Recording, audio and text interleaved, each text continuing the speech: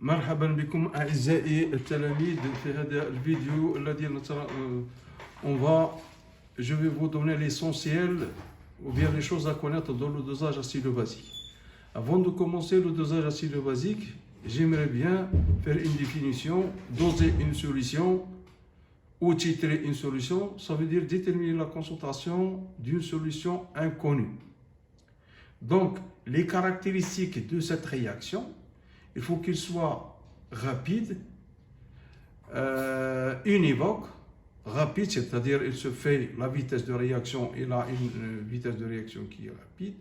Il est univoque, c'est-à-dire qu'il n'y a pas de réaction secondaire, il n'y a pas d'autre réaction, sauf celle de dosage. Et bien sûr, une réaction qui est totale. Comme vous connaissez, il y a une réaction totale et une réaction limitée. Donc, réaction limitée que XF, dans le cas de réaction totale, que XF est égal à XM. On sait bien que ce que vous devez savoir, c'est le taux, ou bien est égal à XF sur Xmax. Si taux est égal à XF sur Xmax est égal à 1, donc la réaction, elle est totale. Donc, la réaction, elle est totale. Ou bien, s'il s'agit d'un dosage acido-basique, donc on a une réaction totale. Une réaction totale, ça veut dire que vous avez une dissociation totale. Si vous avez parti d'une concentration, à l'instant t est égal à 0, une concentration de l'acide ou la base forte d'une concentration C, à l'instant t différent de 0, vous avez un 0. Donc 0, ça veut dire qu'on a une dissociation totale.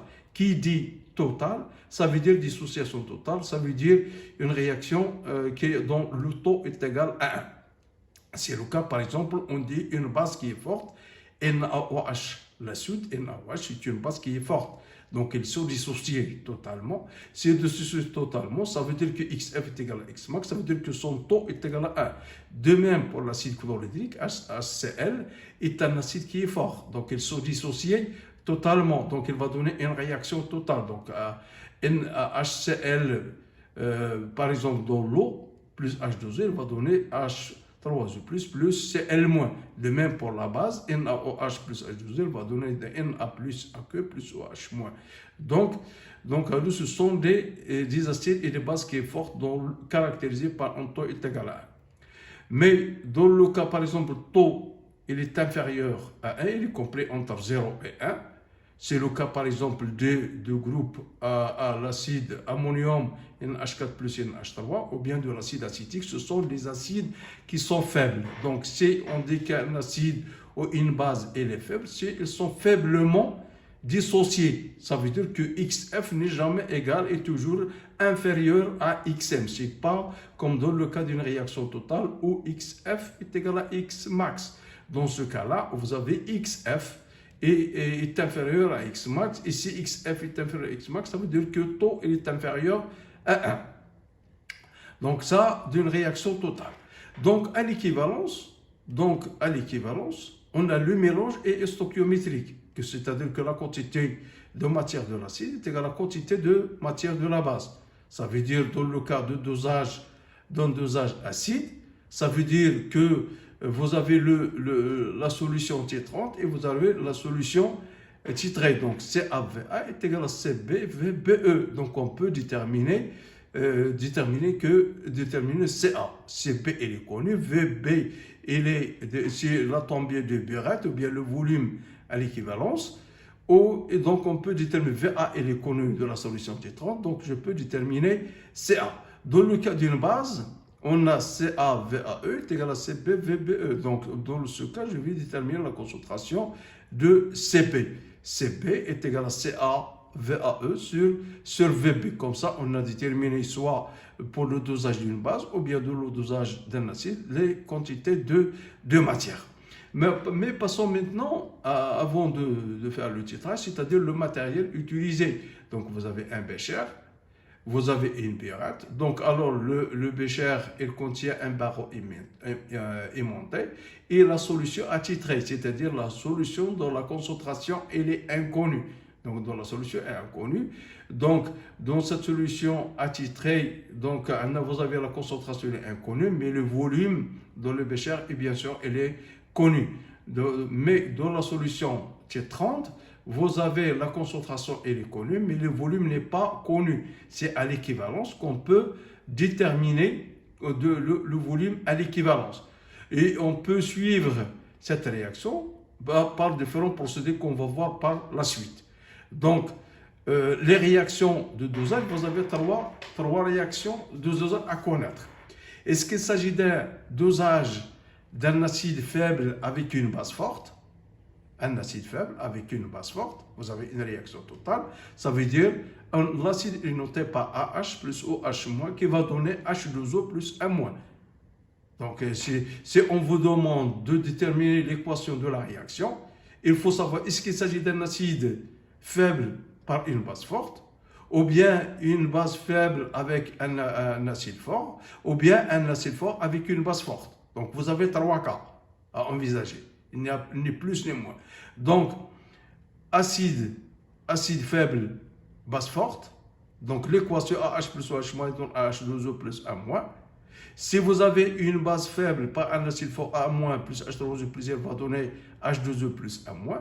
Et si vous avez le dosage d'une base forte par un acide fort, donc l'acide fort il va intervenir par H3O plus OH- qui va donner 2H2O. C'est ça tout ce que vous connaissez. On vous demande parfois de déterminer l'équation de la réaction. C'est ça. Et il faut savoir est-ce que c'est un acide faible par une base forte, ou une base faible par un acide fort, ou bien base forte, acide fort. Ce sont les différents cas envisagés. Donc, les courbes de titrage. Les courbes de titrage, comment on peut suivre, on peut déterminer le volume à l'équivalence. Le volume à l'équivalence est déterminé par plusieurs procédés, soit par la méthode conductimétrique, soit par la méthode pH métrique, ou bien par la méthode colorimétrique. Donc, pour la méthode conductimétrique, on va suivre la conductivité en fonction du volume de réactif. Donc, le volume à l'équivalence est déterminé par l'intersection, par le point bas, c'est-à-dire par l'intersection de deux segments. Et une fois connaître le volume à l'équivalence, vous avez NA, donc le volume à l'équivalence, NAVA, est égal à NA est égal à NB. Je peux déterminer soit de l'acide, soit de la base. Soit par la méthode pH métrique, et par la méthode pH métrique, donc on va suivre en fonction de la valeur de pH, et on va déterminer le volume à l'équivalence. Une fois connaître le volume à l'équivalence, on peut appliquer la relation stoichiométrique, c'est-à-dire que Na est égal à Np. Mais dans ces figures-là, vous avez le dosage, ici le dosage d'un acide fort par une base faible, ou bien vous avez une base forte par un acide qui est fort. Donc le dosage, donc c'est comme vous voyez ici, donc à l'équivalence que pH d'un acide fort par une base forte, pH à l'équivalence est égal à 7. Dans le cas de dosage d'une base forte par un acide fort, donc le pH à l'équivalence est égal à 7. Dans le cas par exemple le dosage d'un acide faible par une base qui est forte, ça veut dire que le pHe est supérieur à 7. Donc, mais dans le cas de dosage d'un acide fort par une base faible, ça veut dire que le pHe il est inférieur à 7. Donc, mais dans ce cas-là, on peut donc, il faut savoir une note que donc à la demi-équivalence, on a le pH à la demi-équivalence est égal à pK. Donc il faut faire attention. Dans le cas, parfois vous avez la courbe de titrage. Là, vous avez la courbe de titrage. Vous pouvez déterminer le pK, soit le pKa, soit le pKb dans le cas d'une base. Donc il faut déterminer le volume à la demi-équivalence, connaître le volume à l'équivalence. Il faut connaître le volume à l'équivalence, vous divisez par 2, vous obtenez le volume à la demi-équivalence et vous allez trouver le pK. Donc, passons maintenant au dosage colorimétrique, donc l'indicateur coloré. Donc, on a dit qu'un indicateur coloré, c'est un acide ou une base faible dont la forme acide et la forme basique ont des couleurs différentes. L'indicateur, donc pour choisir l'indicateur coloré le plus convenable, c'est-à-dire il faut que le pH à l'équivalence pHe appartient à la zone à sa zone de virage. Donc, une fois connaître le pH à l'équivalence, et l'indicateur le plus adéquat ou bien le plus convenable, c'est celui qui renferme le pH à l'équivalence. C'est comme ça dans sa zone de virage. Et merci de votre attention.